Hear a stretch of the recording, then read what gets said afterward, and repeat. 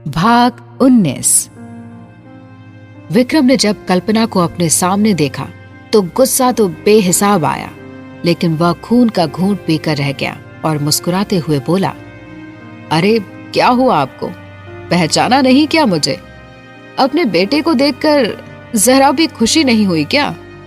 वैसे इतनी हैरान क्यों हैं आप? क्या आपको किसी और के आने का इंतजार था? कहीं दयाल काका का तो इंतजार नहीं कर रही थी आप? लेकिन वह तो नहीं आए, पर हाँ, बदले में उन्होंने मुझे भेज दिया आपके पास कि उनकी जगह मैं आपसे बात कर लूं। कल्पना को तो जैसे सांप सूंघ गया था। वह चुपचाप खड़ी विक्रम को देख रही थी। उसे समझ नहीं आ रहा था कि ये लड़का उससे मिलते वक्त इतना शांत क्यों है। उन्होंने तो सुना था कि वो उनसे बहुत नफरत करता है। विक्रम ने जब कल्पना को शांत खड़े देखा तो उसे एक तरफ हटा घर के अंदर घुस गया और जाकर सोफे पर बैठ गया। उसने एक नजर उस पूरे घर पर दौड़ाई। बुरा मत मानिएगा, लेकिन ये घर औकात से ज्यादा ऊंची ख्वाहिशें रखने वाले आप जैसे गिरे हुए इंसान के लिए कुछ ज्यादा छोटा नहीं है। आपका तो दम घुट रहा होगा ना, यहाँ तड़प रही होंगी ना। क्या हुआ, कोई नया बकरा फंसा नहीं क्या? अब उम्र भी तो चली है ना, तो अब दूसरों के टुकड़ों पर पलने की तैयारी हो रही है। क्यों? कल्पना गुस्से से बोली। जुबान संभाल कर बात करो। तुम यहाँ क्यों आए हो? मैंने तो नहीं बुलाया था। क्या इतनी भी तमीज नहीं है तुम में कि किसी के घर बुलाए बिना नहीं जाते? विक्रम अपने गुस्से को काबू में करने की कोशिश करते हुए बोला, तमीज की बात आप ना ही करें तो बेहतर है। क्या हो गया? अगर मैं घर आ गया तो? मैंने भी तो आपको अपने घर नहीं बुलाया था। तब भी आप मुंह उठाकर आई थी ना मेरे घर, वो भी जिंदगी भर रहने के लिए। और तो और अब फिर बेशर्मों की तरह आरुषि के पीछे पीछे आ गई। बेशर्मी की भी हद होती है। अब अगर मैं एक बार आ भी गया तो कौन सा पहाड़ टूट जाएगा आप पर? इतनी ही साख वाली हैं तो क्यों भीख मांग रही है हमारे रुपयों की? कल्पना तिलमिला कर रह गई। विक्रम बोला, अब अगर खुद को जलील करवा लिया हो तो काम की बात करें। तो बताइए, अगर मैं आरुषि को आपके हवाले कर दूं तो मुझे क्या मिलेगा? कल्पना झूठे गुस्से में बोली, बेटी है वो मेरी, तुम उसका सौदा कर रहे हो मुझसे? विक्रम बोला, इतना ही प्यार था तो छोड़कर क्यों गई? आरुषि बेशक आपकी बेटी है, लेकिन भरोसा मुझ पर करती है। मुझे तो उससे कोई लगाव है ही नहीं, तो मैं आपको आपकी बेटी दे देता हूं, लेकिन उसके हिस्से की जो प्रॉपर्टी है वो आपको नहीं मिलेगी। आपके पति देव मुझे उसकी कस्टडी देकर गए हैं, तो जाहिर है कि आरुषि के बालिग होने तक उसकी प्रॉपर्टी की देखभाल मैं करूंगा। आपका तो रिकॉर्ड ही खराब है। कानूनी लड़ाई लड़ेंगी तो आरुषि तो आपको मिलने से रही। इसलिए यही तय कर लेते हैं सौदे की बात। आप आरुषि को ले लीजिए और उसकी प्रॉपर्टी मैं ले लेता हूं। कल्पना बौखला गई। तो उस बोझ को अपने साथ ले जाकर क्या करूंगी अगर उसकी प्रॉपर्टी ही मुझे नहीं मिलेगी तो? मुझे पैसा चाहिए, वो लड़की नहीं।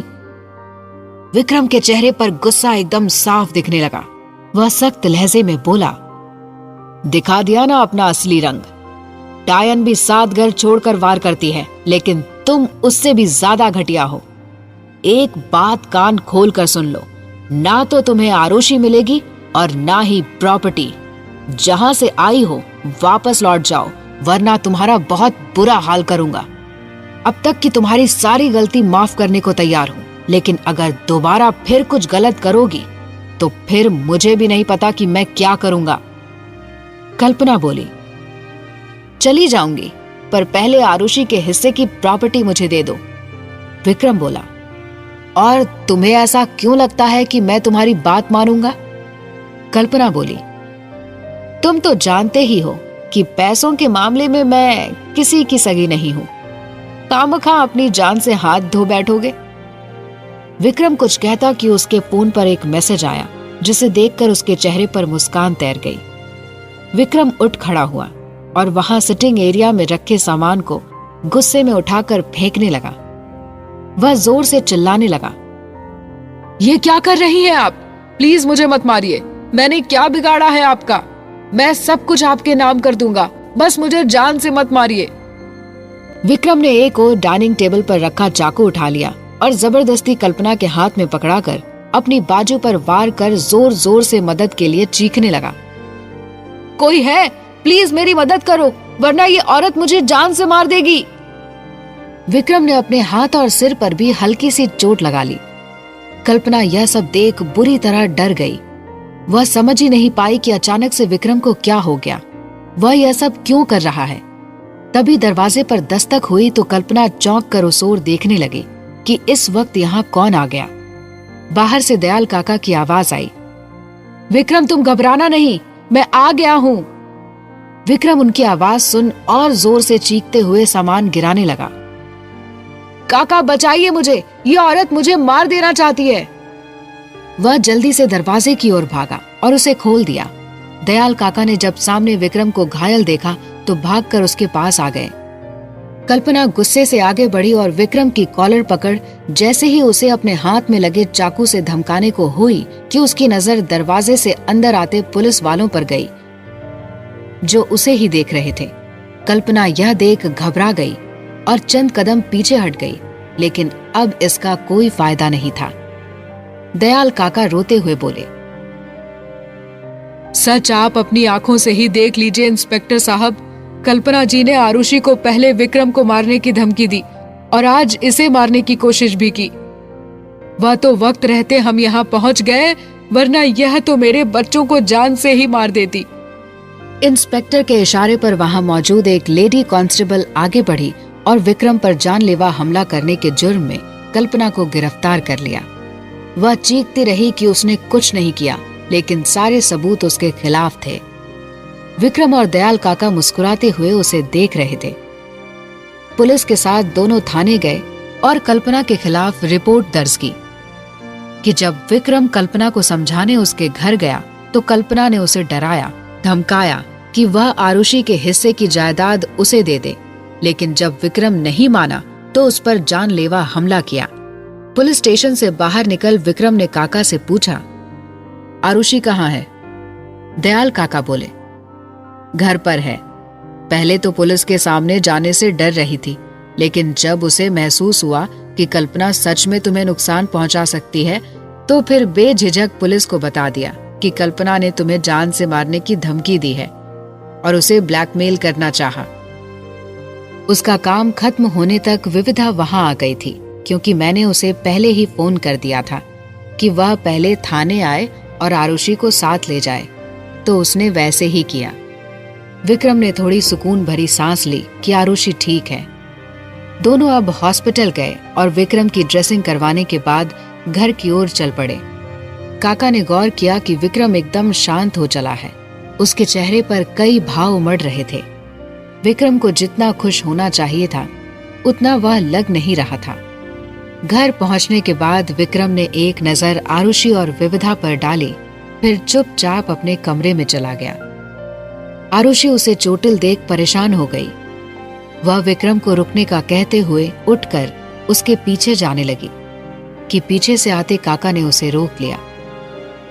अभी तुम्हारे भाई थके हुए हैं, कल बात कर लेना, आरुषि बोली। लेकिन भाई को चोट कैसे लगी काका? क्या माँ ने भाई को चोट पहुंचाई? दयाल काका बोले। नहीं तो, वो तो एक छोटा सा एक्सीडेंट हो गया था विक्रम का, अभी वो एकदम सही है। आरुषि काका के पास आई। आप सच कह रहे हैं ना?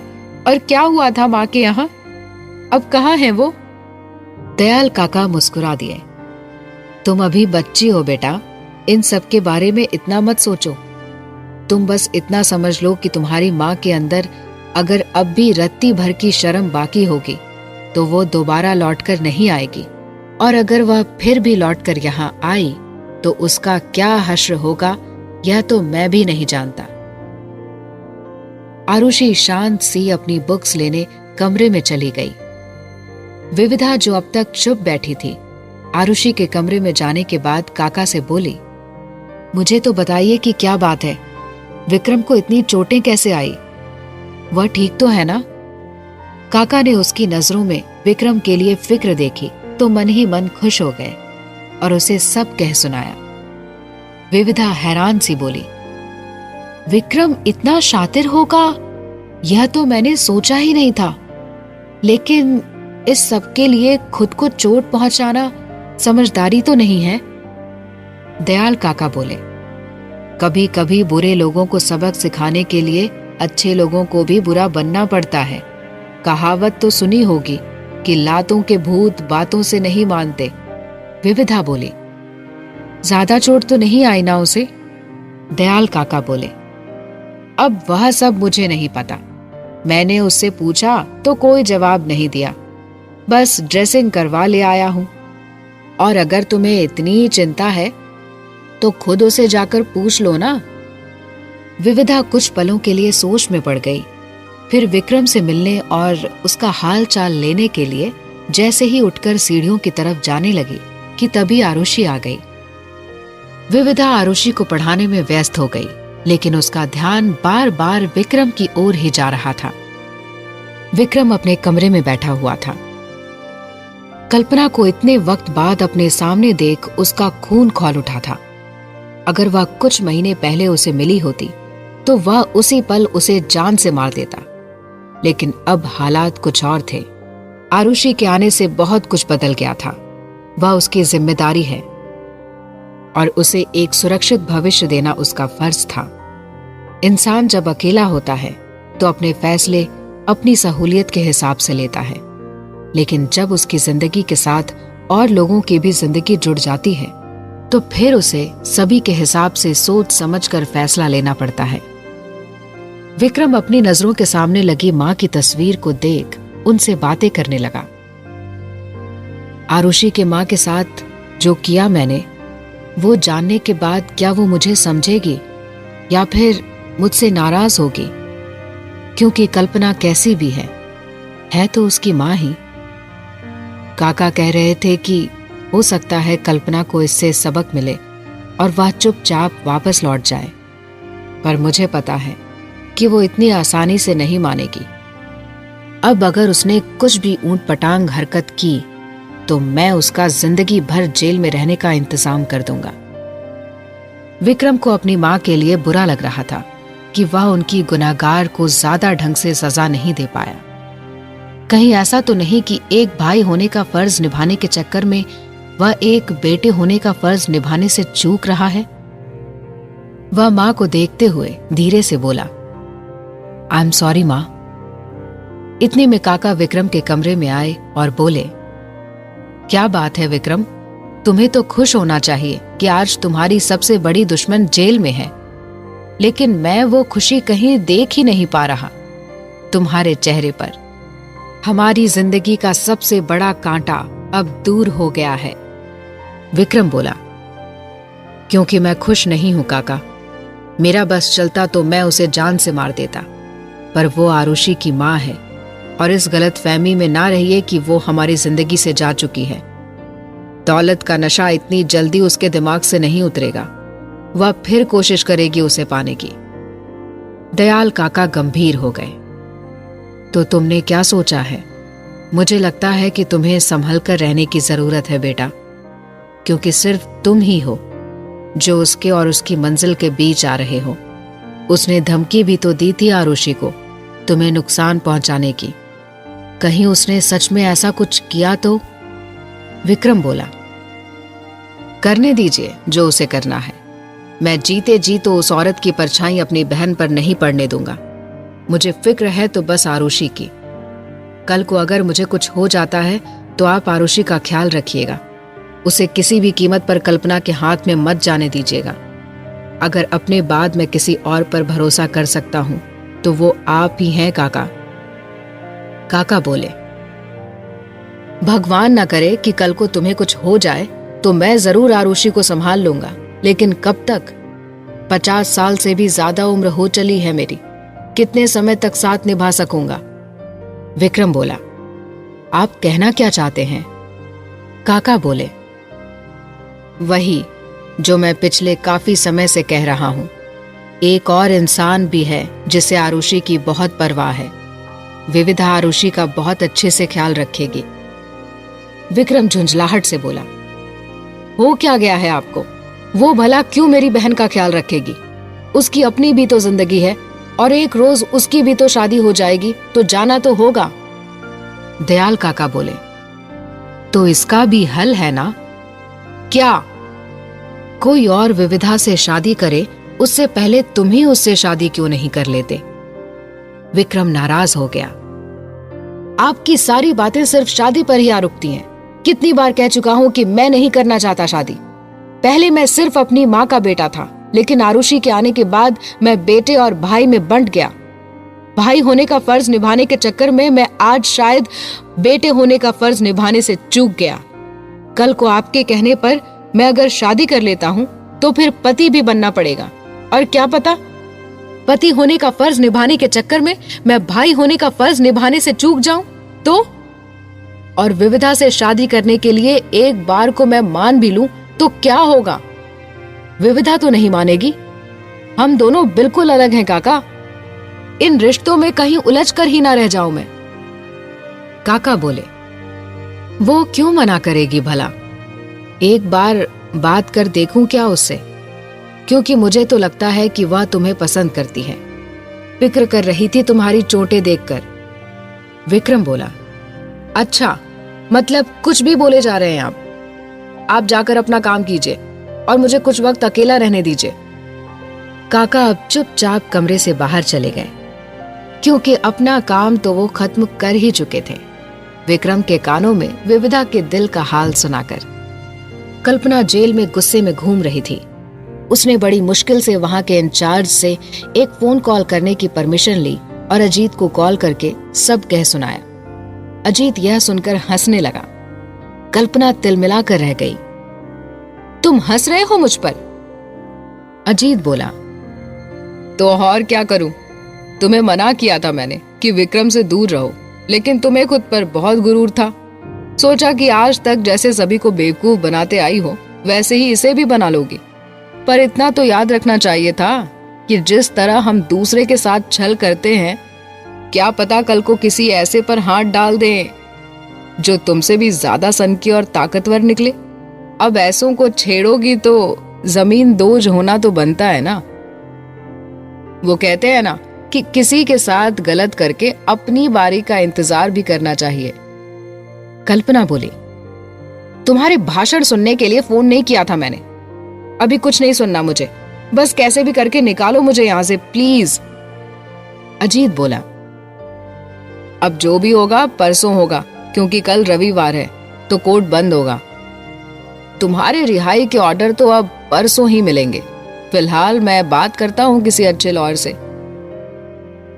विविधा की बेचैनी दयाल काका अच्छे से समझ रहे थे और मन ही मन खुश भी हो रहे थे। विविधा का ध्यान बार बार विक्रम पर जा रहा था कि कहीं ज्यादा चोट तो नहीं पहुंचा ली खुद को। कुछ बोला भी नहीं और चुपचाप कमरे में जाकर बैठ गया। कहीं ज्यादा दर्द वगैरह तो नहीं हो रहा उसे। बात कैसे करूं उस अकड़ की दुकान से? विविधा ने कुछ सोचा और आरुषि को उसके कमरे में ले गई और वहीं बैठकर मैथ का एक चैप्टर सॉल्व करने को बोल दिया, जिसमें आरुषि को टाइम लगे। आरुषि, तुम ये करो, मैं थोड़ा घूम लेती हूँ टेरेस पर जाकर। तबीयत कुछ सही नहीं लग रही है, आती हूँ थोड़ी देर में। विविधा कमरे से बाहर निकल कर आई और चारों ओर नजरें दौड़ाई कि काका कहीं आसपास तो नहीं है। जब उसने रास्ता साफ देखा तो खुश होती हुई चुपके से सीढ़ियों की तरफ बढ़ चली कि तभी बाहर से आते काका ने पीछे से पुकारा, कहाँ जा रही हो बिटिया?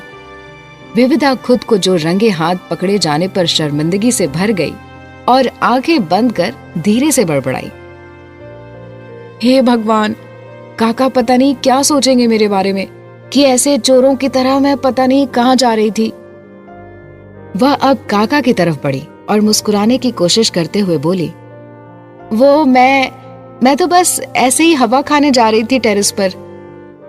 काका जो पहले ही सब समझ चुके थे, शरारत से बोले, मैंने तो ऐसे ही पूछ लिया था, तुम ऐसे क्यों हड़बड़ा गई?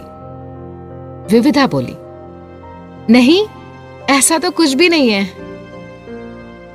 दयाल काका सोचने का नाटक करते हुए बोले, तुम ऊपर जा रही हो तो मेरा एक काम करना, मैं तुम्हें दूध दे देता हूं, तुम वह विक्रम को दे देना। विविधा यह सुनकर मन ही मन बहुत खुश हुई कि चलो अब उसके पास विक्रम से मिलने का बहाना भी था, लेकिन काका को दिखाने के लिए उसने मुंह बनाया। मैं क्यों जाऊं उसे दूध देने?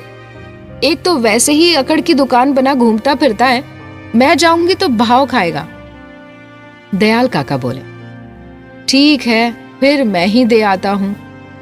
विविधा अपना प्लान खराब होते देख जल्दी से बोली, अच्छा लाइए, मैं देती जाऊंगी, आप कहां परेशान होंगे। काका किचन में दूध लेने जाने लगे कि विविधा ने रोका। काका सुनिए। काका ने मुड़कर उसकी ओर देखा। हाँ, विविधा बोली, दूध में थोड़ी हल्दी भी डाल दीजिएगा, विक्रम को चोट लगी है ना, तो हल्दी वाला दूध फायदा करेगा उसे। काका यह सुन जोर से हंस पड़े। तुम्हें तो मुझसे भी ज्यादा फिक्र है विक्रम की, जो ख्याल मुझे नहीं आया वो तुम्हें आ गया, अब इस फिक्र को मैं क्या समझूं। विविधा मचलते हुए बोली, काका आप भी ना एक भी मौका नहीं छोड़ते, मैंने तो बस ऐसे ही कह दिया था। काका हंसी रोकने की कोशिश करते हुए बोले, अच्छा अब छोटे बच्चों की तरह बिगड़ो मत, ला रहा हूं दूध, वो भी हल्दी डालकर। विविधा इस बार खुद ही हंस पड़ी। अच्छा ही हुआ जो आपने शादी नहीं की, वरना काकी तो बेचारी कितनी ज्यादा परेशान हो जाती। काका हंसते हुए किचन में चले गए और हल्दी वाला दूध लाकर विविधा को दे दिया। विविधा विक्रम के कमरे की ओर चल पड़ी और सोचने लगी, ये सही है, विक्रम अगर कुछ कहेगा तो कह दूंगी कि काका के कहने पर मैं यह हल्दी वाला दूध उसे देने आई थी, वरना वह सोचेगा कि पता नहीं मैं क्यों उसके आगे पीछे घूम रही हूं। वैसे मुझे भी क्यों इतनी फिक्र हो रही है उस ड्रैकुला की, मेरा भी दिमाग खराब हो गया है शायद। विविधा विक्रम के कमरे के दरवाजे के सामने आई और एक गहरी सांस ले उसने उसके कमरे का दरवाजा खटखटाया। विक्रम ने कमरे के अंदर से कोई जवाब नहीं दिया। विविधा ने 2 बार और दरवाजे पर दस्तक दी, लेकिन फिर भी कोई जवाब नहीं मिला। विविधा ने अब धीरे से दरवाजा खोला और सामने देखा तो विक्रम को खिड़की के पास खड़े किसी गहरी सोच में डूबा हुआ पाया। काका की कही बातों ने उसे उलझन में डाल दिया था कि क्या सच में विविधा के दिल में उसके लिए कुछ है, क्या सच में उसे मेरी चोट की परवाह है, या फिर काका मेरे साथ कोई खेल खेल रहे हैं। विक्रम इसी उधेड़ बुन में अपने हाथ की एक उंगली के नाखून को चबाने लगा। विविधा को अच्छे से पता था कि नाखून चबाना एक बुरी आदत है और लोगों की इस आदत से उसे चिढ़ भी थी, लेकिन आज विक्रम को ऐसे करते देख विविधा को जरा भी गुस्सा नहीं आया, बल्कि उसे तो विक्रम बड़ा ही मासूम लग रहा था इस वक्त। विविधा दरवाजे पर खड़ी विक्रम को नाखून चबाते हुए देख रही थी। उसका मन तो किया कि विक्रम के पास जाकर खड़ी हो जाए और उसे इत्मीनान से देखे। विक्रम खिड़की के पास खड़ा खुद में ही उलझा हुआ था और उसकी उलझन उसके चेहरे पर साफ दिखाई दे रही थी। इस वक्त उसके चेहरे पर जो भाव आ रहे थे वह उसे बड़े ही मासूम बना रहे थे। बाहर चल रही हवा के झोंके कभी कभी उसके बालों को छेड़कर पास से गुजर जाते थे। उसे देखती हुई विविधा तो भूल ही गई थी कि वह यहाँ क्यों आई थी। वह बस मुस्कुराते हुए विक्रम को देखने लगी, जैसे उसे हमेशा के लिए अपनी आंखों में कैद कर लेना चाहती हो। फिर पता नहीं कब उसे यह शांत मासूम सा विक्रम देखने को मिलेगा। विक्रम ने अब तक 4 उंगलियों के नाखून चबाकर तोड़ डाले थे। वह अगली उंगली का नाखून चबा रहा था। एकदम से उसे एहसास हुआ कि कमरे में कोई और भी है जिसकी नजर उस पर टिकी हुई है। उसने नजरें घुमाकर दरवाजे की ओर देखा तो हाथ में हल्दी वाले दूध का ग्लास ले विविधा को खड़ा पाया, जो अब पलक उसे ही देखी जा रही थी। विक्रम ने उसे जब खुद को देखते हुए पाया तो सोचने लगा कि यह मुझे इस तरह क्यों देख रही है। अगले ही पल उसे याद आया कि वह बच्चों की तरह नाखून जो चबा रहा था, पक्का उसे डांटने का सोच रही होगी। बस इसका भाषण ना शुरू हो जाए, क्योंकि फिलहाल मेरा तो बिल्कुल भी मन नहीं है विविधा के भाषण सुनने या बहस करने का। पता नहीं ये कब एंट्री मार देती है, मुझे तो पता ही नहीं चलता। कुछ पलों के बाद विक्रम ने नोटिस किया कि विविधा अभी तक खामोश सी उसे देखे जा रही है, तो सोचने लगा कि इसे यहाँ से भगाना होगा, वरना ऐसे घूर घूर कर मुझे पता नहीं और कितना असहज महसूस कराएगी ये लड़की। विक्रम ने एक तरकीब सोची। वह खिड़की से पीछे हटा और उसे इग्नोर करते हुए अपने कमरे में एक तरफ बने हुए छोटे से बार की तरफ आ गया। वहां बैठ एक शराब की बोतल उठा उसे खोलने लगा। अगले कुछ पलों में उसने अपना पैग बनाया और जैसे ही उसे मुंह से लगाने को हुआ कि महसूस किया कि विविधा अब भी उसे ही देख रही है। विक्रम ने तो सोचा था कि वह उसे शराब पीते देख वहां से गुस्से में चली जाएगी या फिर उसे घूरना बंद कर लड़ना शुरू कर देगी, पर ऐसा कुछ नहीं हुआ। विक्रम नाराज सा उठ खड़ा हुआ और पैग वापस रख विविधा के सामने आ पहुंचा। विक्रम उसे डांटने लगा। क्या है, ऐसे क्यों देख रही हो? कभी पहले देखा नहीं मुझे? बंद करो अब। तुम्हें अंदाजा भी है कि मुझे कितना अजीब लग रहा है इस वक्त? शर्म नहीं आती तुम्हें ये हरकत करते हुए? तुम्हारा तो पता नहीं, लेकिन मुझे बहुत अजीब लग रहा है। अगर मैं तुम्हें इस तरह घूरूंगा तो तुम्हें अच्छा लगेगा क्या? विविधा अब भी उसे ही देख रही थी। उसे बस इतना पता था कि विक्रम उसके सामने खड़े कुछ कहे जा रहा है, लेकिन क्या ये उसे भला कैसे सुनाई देता जब पहले ही कानों में वायलिन पर कोई रोमांटिक सी धुन बज रही हो। विक्रम हैरान परेशान सा उसे देखने लगा कि इस लड़की का दिमाग तो खराब नहीं हो गया।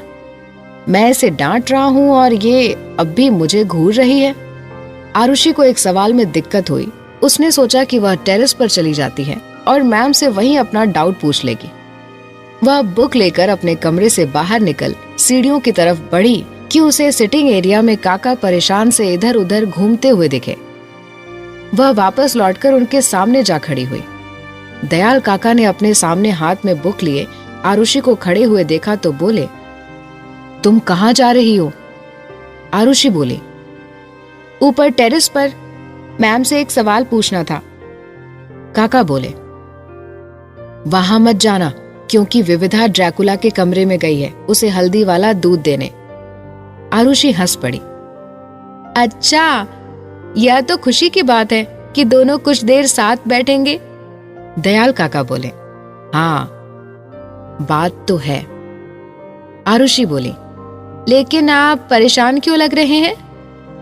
दयाल काका बोले, परेशानी वाली बात तो है ही ना, क्योंकि 10 मिनट हो गए हैं विविधा को कमरे में गए, लेकिन कोई आवाज ही नहीं आ रही।